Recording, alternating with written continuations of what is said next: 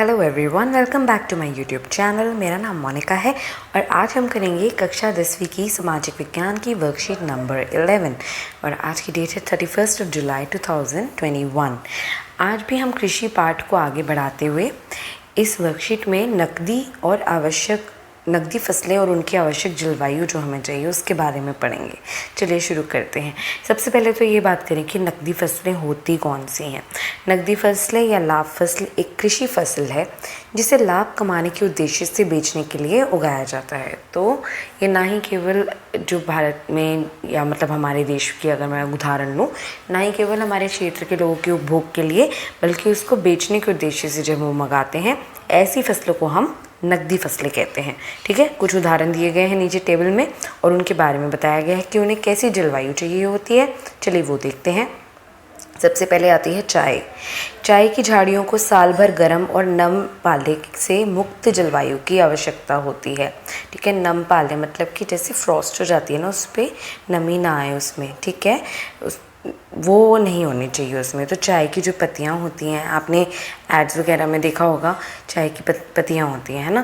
तो उसको जो झाड़ियों को जो है साल भर गर्म और नम पाले से मुक्त जलवायु की आवश्यकता होती है।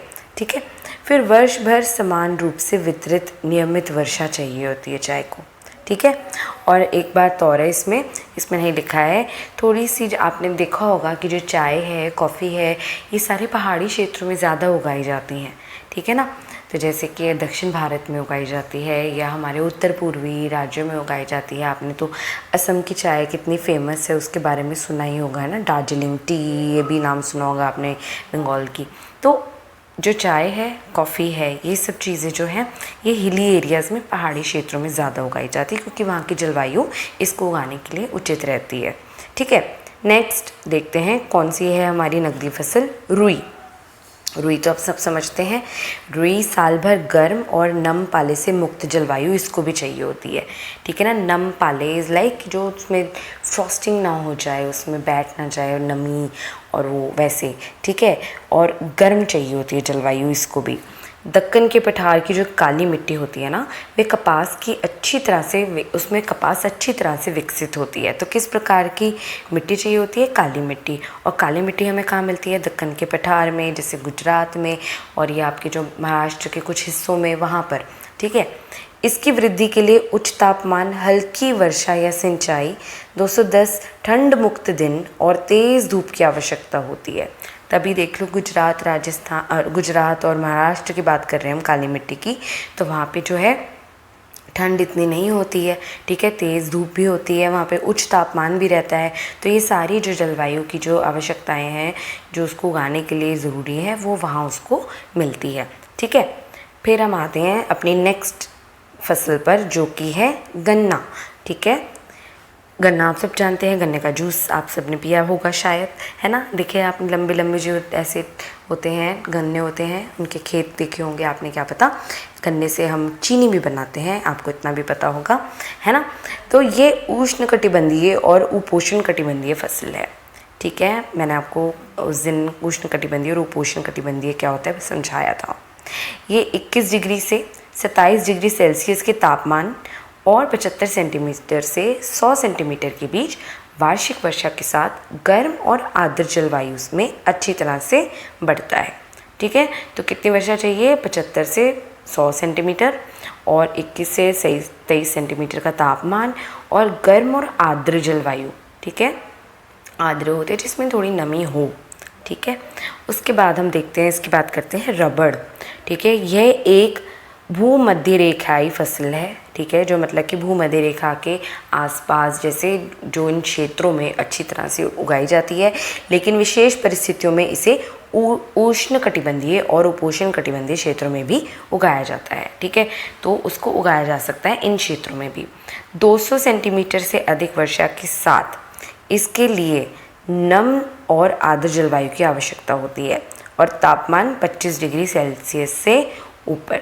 तो ये भी जो है रबड़ भी जो है आप देखेंगे अगर मुख्य रूप से दक्षिण भारत में जैसे हमारे उगाया जाता है। ठीक है, क्योंकि वहाँ पर ऐसी जगहें हैं जहाँ पे 200 सेंटीमीटर से अधिक वर्षा हो या जहाँ पे नम और आर्द्र जलवायु होती है और तापमान भी 25 डिग्री से वहाँ ऊपर होता है। ठीक है, तो ये थी कुछ नकदी फसलें। अब इनके बारे में सिंपल से कुछ क्वेश्चंस हैं जो देख लेते हैं हम साथ में। सबसे पहले इसमें जो क्वेश्चन दिया है वो ये कि उस नकदी फसल का नाम बताइए जिसे वर्ष भर उच्च वर्षा की आवश्यकता होती है। आप ये देखिए यहाँ पे आपको आंसर मिल जाएगा किसका दिया हुआ है इसमें। सबसे पहला, वर्ष भर समान रूप से वितरित नियमित वर्षा, तो इसका आंसर आपको हो जाएगा चाय, first answer.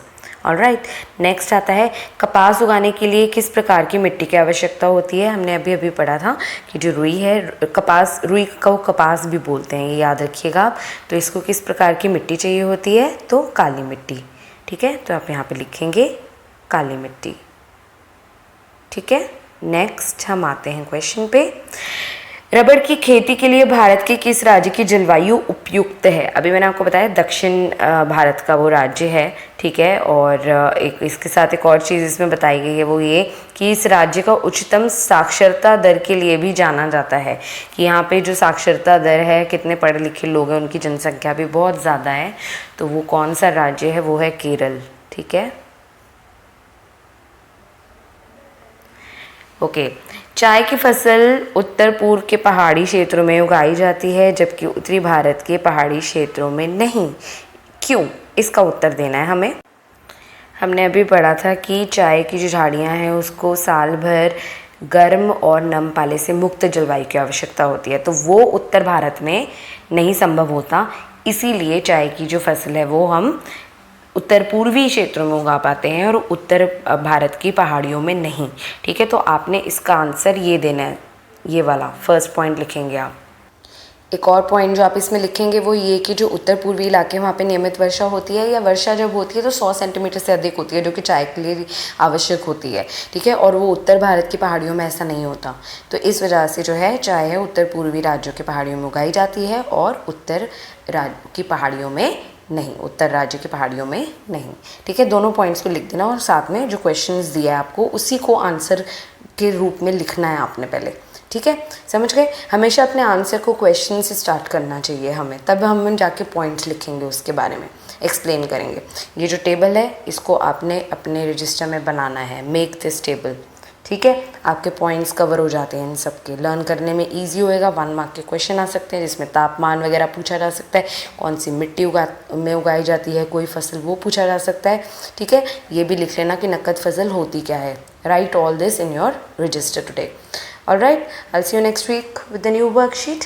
Okay, this is Monica ma'am saying bye bye. Take care of yourself.